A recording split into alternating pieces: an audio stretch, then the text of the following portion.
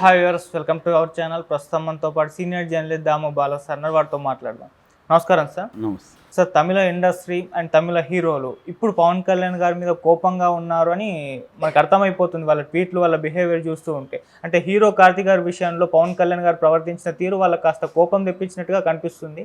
So Prakash Raj గారు, నాజర్ గారు వీళ్ళందరూ రియాక్ట్ అయ్యారు. మరి ఇది ఎటువంటి పరిణామాలు చోటు చేసుకునే ఛాన్సెస్ ఉంది? మీరేం చెప్తారు సార్ ఈ విషయంలో? పవన్ కళ్యాణ్ కొంత తొందరపడి స్టేట్మెంట్ ఇచ్చినట్టుగా ఇక్కడ కూడా అందరూ చాలామంది అనుకుంటున్నారు. ఎందుకంటే ఆయన కార్తీ మాట్లాడిన దాంట్లో పెద్ద విషయం ఏం లేదు.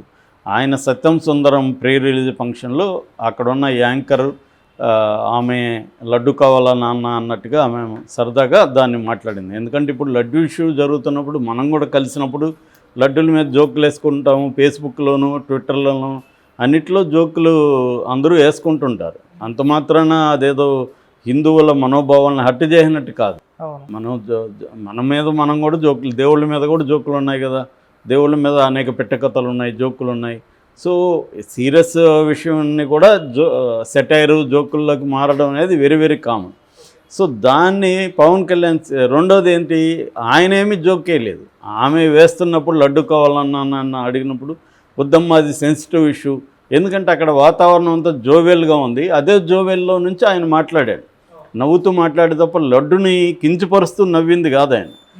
ఆ జోవెల్ మూడ్లో నుంచి నవ్వుతూనే ఇది సెన్సిటివ్ ఇష్యూ వద్దన్నాడు. మంచిదే కదా అన్నాడు, సెన్సిటివ్ ఇష్యూ వద్దన్నాడు తప్ప ఆయన ఏమి జోకులు వేయలేదు కదా. ఆయన ఏమన్నా జోకులు వేసి లడ్డు మీద చేస్తున్నా కూడా అది ఈయన కోపం వస్తుందంటే అర్థం చేసుకోవచ్చు. అప్పుడు కూడా ఏం కోపం రావాల్సిన పని లేదు. లడ్డు మీద జోకులు వేస్తే ఈయనకెందుకు హర్ట్ అవ్వాలి? సో కానీ తను ఎవరు కార్తీ లడ్డు మీద కూడా జోక్ లేకుండా దాన్ని అవాయిడ్ చేశాడు. సో నిజానికి అతను మంచి పనే చేశాడు తప్ప, హుందాగా వ్యవహరించాడు తప్ప అతను ఎక్కడ దీని మీద కించపరిచే విధంగానూ ఇంకొకటి చేయలేదు. దానికి ఇతను ఓవర్గా రియాక్ట్ అయినట్టు కనబడుతుంది. అంత రియాక్ట్ అవుతాడని ఎవరు కూడా అనుకోలేదు. ఇదేంది ఇంత ఓవర్గా రియాక్ట్ అయ్యాడు ఇతనేమో ఒక పక్క క్రిస్టియన్ భార్య, ఇతనేమో అతనే చెప్పాడు నేను బ్యాప్టిజం తీసుకున్నానని. ఇతను మళ్ళీ సనాతన ధర్మానికి కట్టుబడి ఉన్నట్టు అనేకసార్లు నాకు అన్ని మతాలు సమానం అన్నాడు. వాళ్ళ అన్నేమో చిరంజీవి, వాళ్ళ అన్నలు ఇద్దరు చిరంజీవి కానీ నాగబాబు ఇద్దరు కూడా దేవుళ్ళు లేరు, మా దృష్టిలో దేవుడి మీద నమ్మకం లేదు అన్నారు. మరి ఇంట్లోనే అలాంటి వాళ్ళు ఉన్నారు. ఈయన కూడా నాకు సర్వమతాలు సమానం, నా భార్య క్రిస్టియను, నా పిల్లలు క్రిస్టియన్సు అనేది మాట్లాడినాడు. అలాంటప్పుడు ఇతను అంత ఓవర్గా రియాక్ట్ అయిపోయి హిందూ మతాన్ని ఇతను ఒకటే భుజాల మీద మోస్తున్నట్టు ఇంత రియాక్ట్ అవ్వడం ఏంటి అనేది అందరూ కూడా షాక్ అవుతున్నారు. నెగిటివ్గా పవన్ కళ్యాణ్ మీద ఈ మధ్యకాలంలో ఎప్పుడు లేనంతగా సోషల్ మీడియాలో నెగిటివ్ పోస్టులు బాగా పెరుగుతున్నాయి. పవన్ కళ్యాణ్ సినిమాల్లో ఆయన దీంట్లో దీని దగ్గర ముట్టించుకోవడాలు, దాని మీద వేసిన జోకులు అవన్నీ కూడా ఇప్పుడు వీడియోలు బయటకు వస్తున్నాయి. అంటే నువ్వే నీ జీవితంలో ఆచరించిన దాన్ని నువ్వు వచ్చి ఇప్పుడు దాని మీద ఎవరు జోకులు వేయకూడదు, దాన్ని ఎవరు ఇది చేయకూడదు, నేను హిందూ మతాన్ని సనాతన ధర్మాన్ని కాపాడుతానడం ఏంటి అనేది ఒక చర్చ అయితే, రెండో చర్చ అసలు నువ్వెవరయ్యా మా హీరోలని సారీ చెప్పించుకోవడానికి, నీకేం సంబంధం, నువ్వుంటే నువ్వు చేసుకో, మా హీరోలకి ఆ ఫ్రీడమ్ లేదా అని తమిళ ఇండస్ట్రీ ఇప్పుడు హర్ట్ అయినట్టు కనబడుతుంది. ఎందుకంటే ఆల్రెడీ ప్రకాష్ రాజ్ కూడా ట్వీట్ చేశాడు, ఇదేంటి చేయని తప్పుకి సారీ చెప్పించుకునే ఆనందం ఏంటో జస్ట్ ఆస్కింగ్ అనేది ఆయన పెట్టాడు. దాంతో ఇప్పుడు నాజర్ రంగంలో దిగి, ఎందుకంటే నాజర్ ఎప్పుడు కూడా అక్కడ యూనియన్లలో యాక్టివ్గా ఉంటాడు, నడిగర్ సంఘం ఇదంతా కూడా ఆయన ఎప్పుడూ యాక్టివ్గా ఉంటాడు. ఆయన కొంత సోషలీ కాన్షియస్ ఉన్న వ్యక్తి, కొంత సమాజానికి సంబంధించిన అండర్స్టాండింగ్ కానీ డీప్ అండర్స్టాండింగ్ ఉన్న వ్యక్తి. నేను కూడా ఆయనతో 2-3 సార్లు ఇంటరాక్ట్ అయ్యాను. సో నాలెడ్జబుల్ వ్యక్తి. ఆయన రంగంలోకి దిగి ఆయన కూడా ఇదయ్యాడు, ఇదేంటిది అతనెవడు మన హీరోని సారీ చెప్పమని అడగడం ఎవరు, అతనెవరు బెదిరించడానికి, అతనికి ఏమి ఉంది, అతను చేసుకుంటే అతను మెట్లు కడుక్కుంటాడా, ప్రాయచిత్తం చేసుకుంటే చేసుకోవాలి. లడ్డు అనే దాని మీద ఎవడు ప్రపంచంలో జోక్ లేకూడదంటే ఎట్లా? జోక్ వేసింది అతను జోక్ కూడా వేయలేదు. అతను చేయని తప్పుకి అతన్ని బెదిరించడం ఏంటి, అతను బెదిరిస్తే మనం భయపడి సారీలు చెప్పడం ఏంటి అనేది వాళ్ళకి ఇప్పుడు కోపం వచ్చినట్టుగా అర్థమవుతుంది. ఎందుకంటే వాళ్ళకి ఎంత భయం వేసిందంటే దానికి భయానికి కూడా కారణం ఉంది మనకి. ఎందుకంటే ఇప్పుడు కార్తీ సినిమాలు, సూర్య సినిమాలు ఇక్కడ కూడా ఆడతాయి తెలుగు సినిమాల్లాగా. సో అందుకని రేపు పొద్దున పవన్ కళ్యాణ్తో గొడవ పెట్టుకుంటే మన సినిమాలకి ఇబ్బంది అనేది వాళ్ళ భయం, లేకపోతే ఇతన్ని చూసి వాళ్ళు ఎందుకు భయపడతారు? మేజర్గా ఇది మార్కెట్ బిజినెస్కి సంబంధించిన అంశం కాబట్టి వాళ్ళు ఇమీడియట్గా అతను సారీ చెప్పేద్దాం ఎందుకులే అని సారీ చెప్పేసినట్టుగా ఉంది. అది కూడా మిస్అండర్స్టాండింగ్ అనేది చెప్పాడు అతను, అన్ఇంటెన్షనల్ అనే చెప్పాడు, అన్ఇంటెన్షనల్ మిస్అండర్స్టాండింగ్ అని ట్వీట్ పెట్టాడు ఆయన. ఎవరు? కార్తీక్. అంటే నేను ఇంటెన్షన్గా ఏమి అనలేదు, అన్ఇంటెన్షనల్గా అటువంటి మీనింగ్ ఏమన్నా వచ్చుంటే సారీ చెప్తున్నాను అనేది అన్నాడు. దాంతో ఆయన సారీ చెప్పడమే ఎక్కువ అంటే మళ్ళీ సూర్య నేను ఒక 3 రోజులు దీక్ష చేస్తానని అతను అన్నాడు. మరి అతను సెటైర్గా అన్నాడా నిజంగా అన్నాడా అనిపించే విధంగా ఉంది. అతను దీక్ష చేయడానికి ఇప్పుడు ఎవరైనా ప్రాయశ్చిత్త దీక్ష అంటే ఏంటి? సనాతన ధర్మంలో ఎవరైనా ఒక తప్పు చేసేస్తే ఆ తప్పు కావాలని చేయలేదు, అనుకోకుండా నా వల్ల తప్పు జరిగిపోయింది, దీనికి నేను ప్రాయశ్చిత్తం చేసుకుంటున్నాను అని ఆ ప్రాయశ్చిత్తానికి సంబంధించి మెథడ్స్ ఉంటాయి. వాళ్ళు అన్నం తినకపోవడమో, లేకపోతే తను తాను మంచినీళ్ళలో మునగడమో, లేకపోతే ఏదో అట్లా నిప్పుల్లో చేయి పెట్టడమో, ఏదో ఒక ప్రాయశ్చిత్తం అనేది అంటే సెల్ఫ్ పనిష్మెంట్ అనమాట. వాళ్ళకి వాళ్ళు శిక్ష వేసుకుంటారు, అది ప్రాయశ్చిత్త దీక్ష. అవి కూడా ఇతనేమి శిక్ష వేసుకోవాలి. మెట్లు కడిగినాడు, అది కూడా దాని మీద కూడా జోకులు వస్తున్నాయి. ఎవరైనా మెట్లు కింద నుంచి పైకి కడుక్కొని వెళ్తారు కానీ పైనుంచి కిందకి కడుక్కొని వెళ్తారా అని.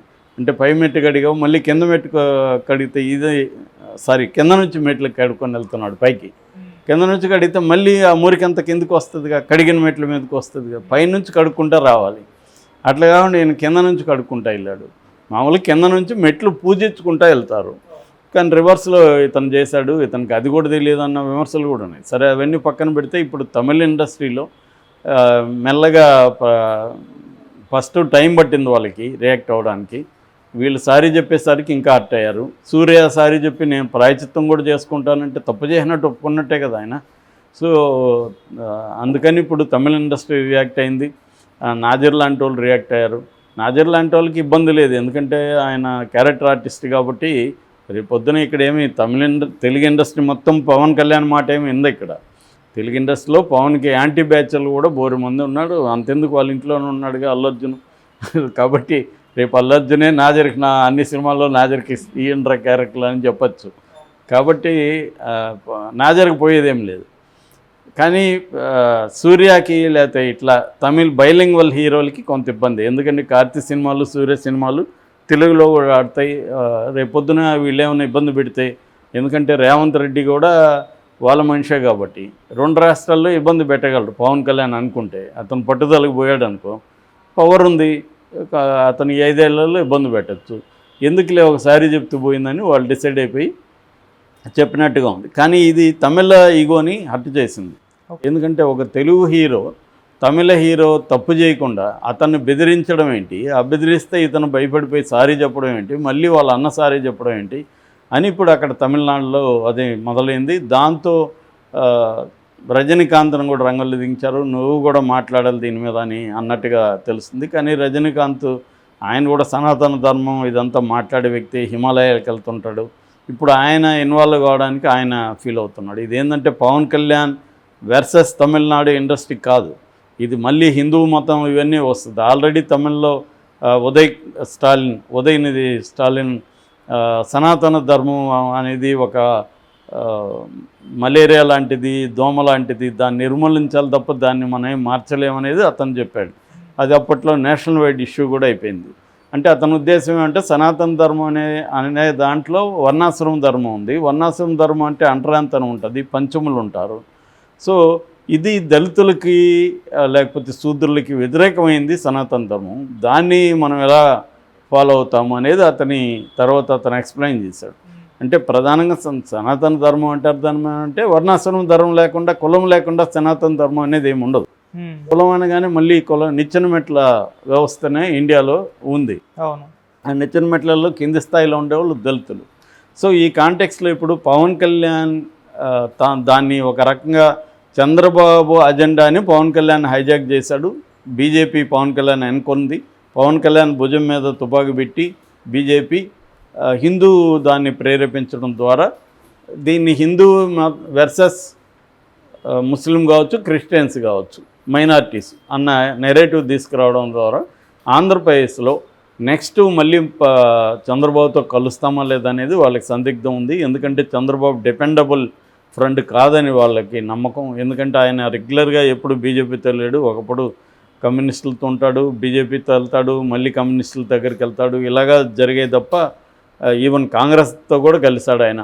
కాబట్టి బీజేపీకి నమ్మకం లేదు. అందుకని బీజేపీ పవన్ కళ్యాణ్ని సీఎం క్యాండిడేట్గా అనౌన్స్ చేసి కాపు సామాజిక వర్గాన్ని ఇటు పురంధరేశ్వర లాంటి వాళ్ళ ద్వారా రేపు అవసరమైతే ఎన్టీఆర్ రంగంలో దించి కమ్మ సామాజిక వర్గాన్ని ఈ రెండు కాంబినేషన్ని తాను కబ్జా చేయాలనేది బీజేపీకి